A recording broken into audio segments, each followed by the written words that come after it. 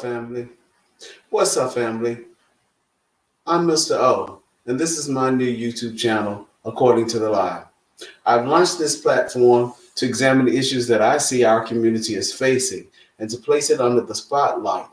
My intent is to inform and educate, hopefully, to inspire a level of consciousness to cause our people to want to cause change for our good. Why did I name this platform According to the Lie? This is my attempt to counter mainstream or lamestream white media lies.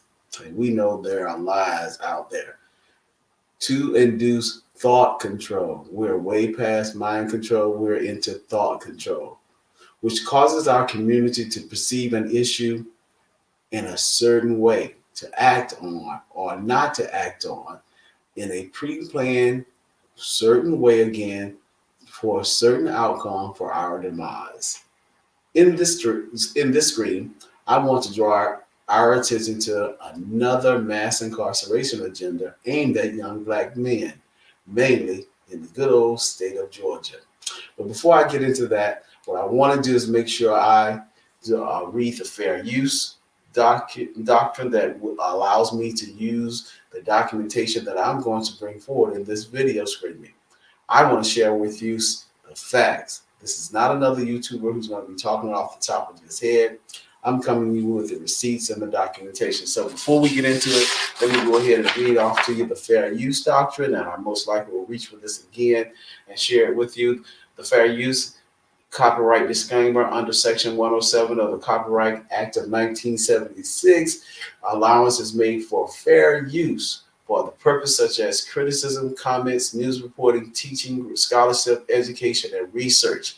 Fair use is a use permitted by the copyright statute that might otherwise be infringed. Because I know you're using some stuff that has those nice little copyright symbols on the bottom of their TV screens or in their articles. So here's where let's jump right into this.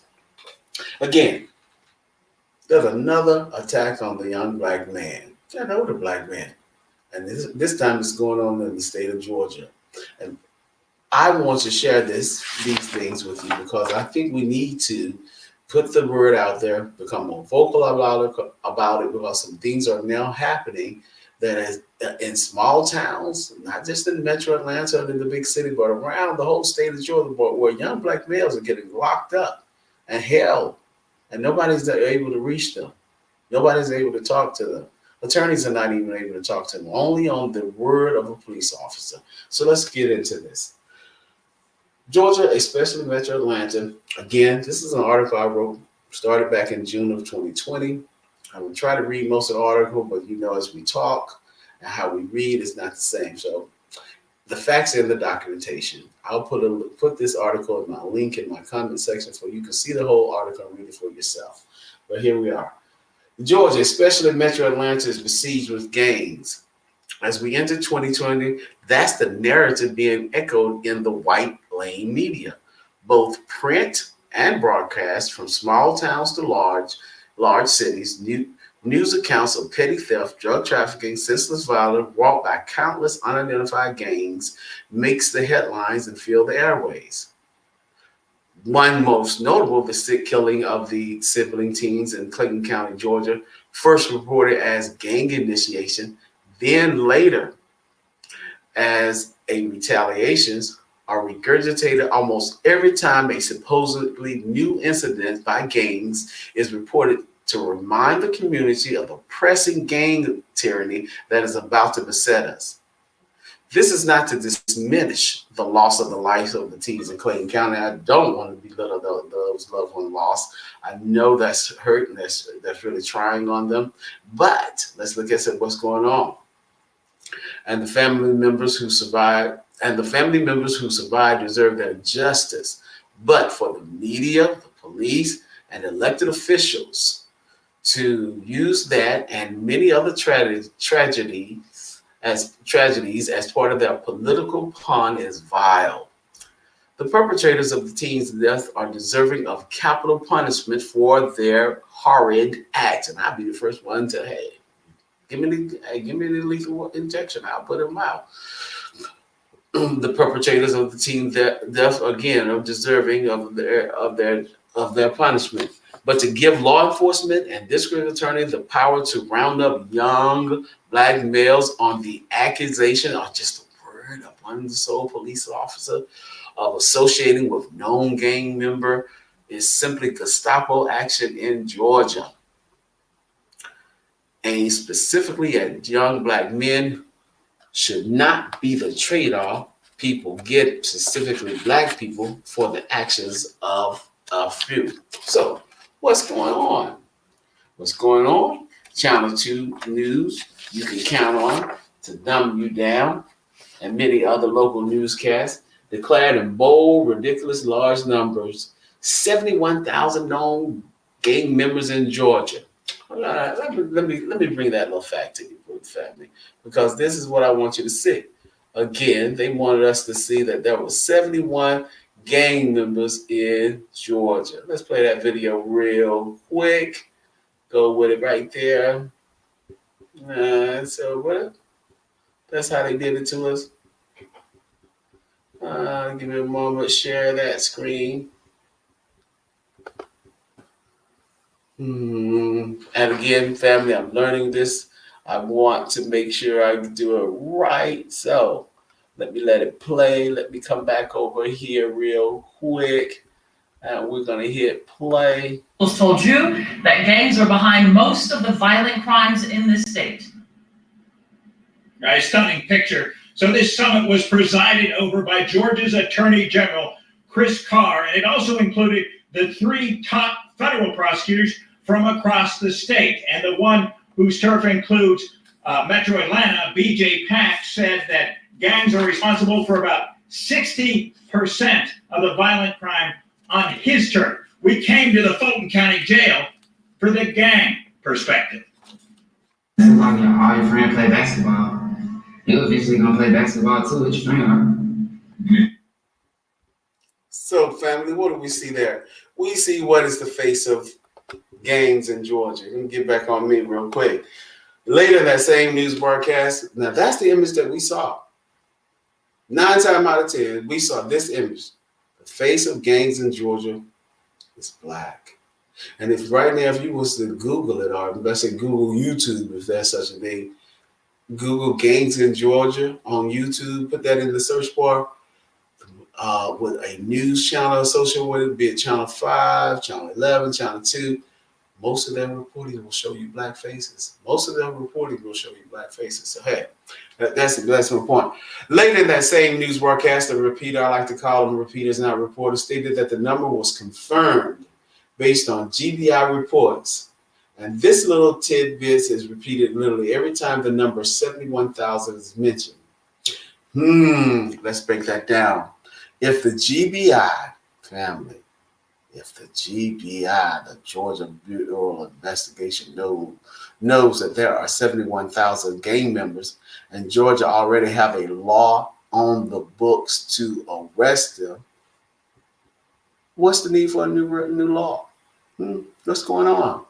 Currently, there's a law on the book to do whatever the governor needs.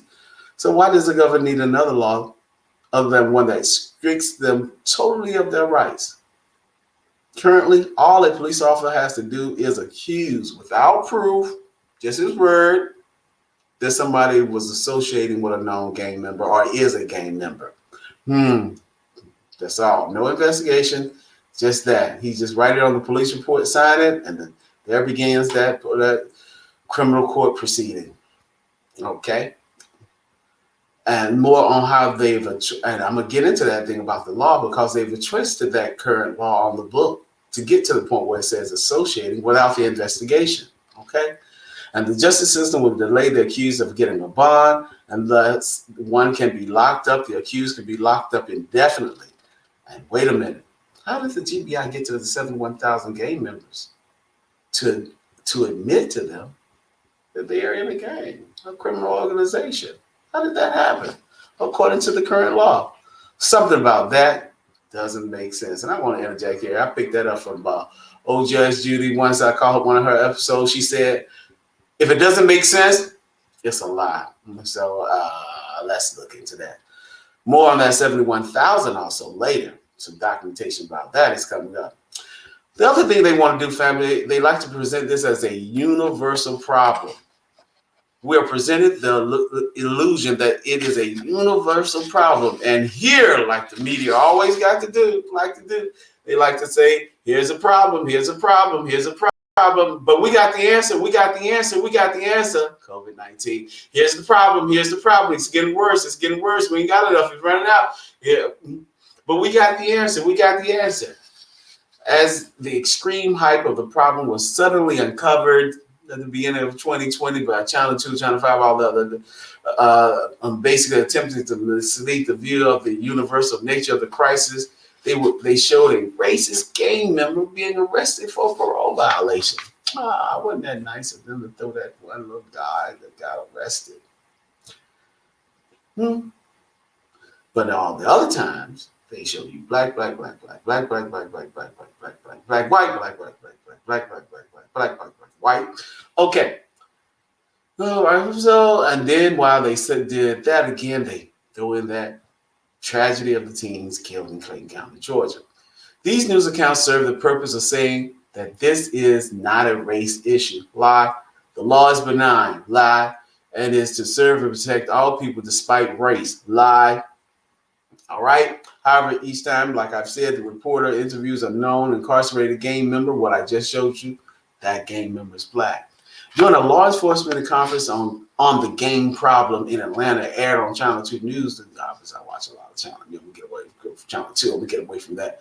The sheriff of Forsyth County used clever coded language stating, I'm paraphrasing, this community does not have gangs here. Right, no KKK, no Proud Boys, no Aryans, even though the Ghostface started in Georgia from Georgia prison, has been here for 20 years. So of course, that's not up in Forsyth County. All right, or any other white extremist gangs, which are criminal gangs. More on those later. It is the gangs from Atlanta that come to Forsyth County and commit crimes and return to Metro Atlanta.